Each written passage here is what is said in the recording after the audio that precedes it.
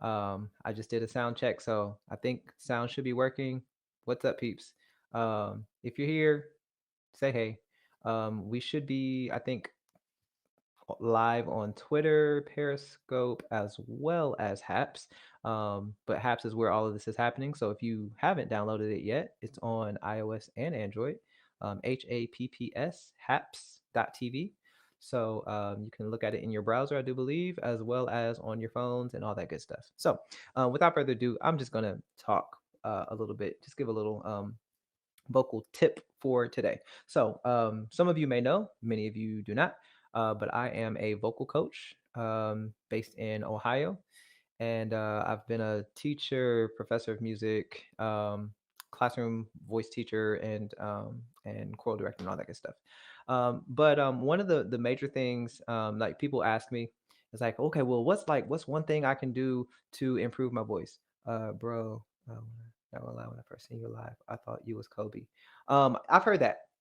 Um, Definitely have heard that. Act in the flesh. Um, but so one of the things that people ask me is, hey, what's one thing that I can do to to improve my voice or to sing higher notes or blah blah blah, any question basically. And the answer that I always go to is the breath. Okay, the first thing that you can do, one of the best things that you can do, is to start with the breath. Um, I think that was on Twitter. Who's that? Shining one. That's good.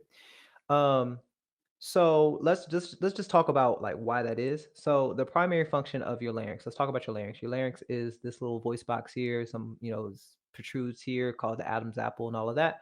But the primary function of your vocal folds are to to close and to pressurize the thoracic cavity.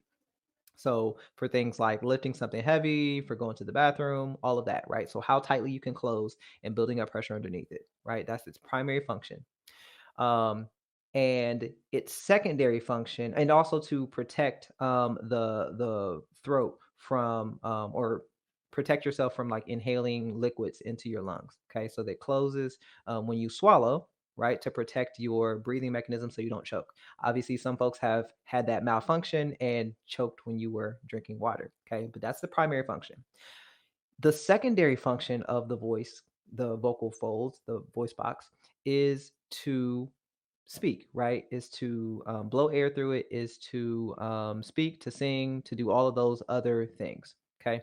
The main problem that happens when people are trying to sing, trying to do the second function, the secondary function, is that the primary function gets in the way. So either your swallowing muscles, which involves the tongue, the throat, or the just the closure, that idea of closing and grunting basically and building up a lot of pressure, that gets in the way.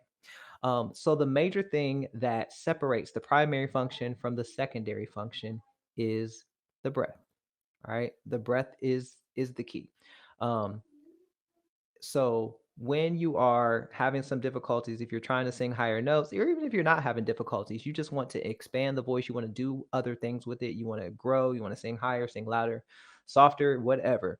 The first thing that you should do is to focus on your body. Look at what your body is doing with the breath.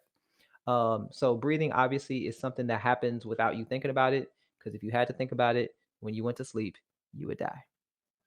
So it's one of those involuntary functions, but it's something that can be taken over. So that's where the intention comes in. You have to intentionally breathe and learn how to take a breath that supports your singing. Okay. So looking at, is your body fully expanding? Are you using all of your abdominal muscles? Are those expanding? Is your chest expanding? Are you allowing it full room to grow? Or basically, have you expanded your lung capacity, expanded your rib cage so that your lungs can inflate properly? So all of that is basically focused on the breath.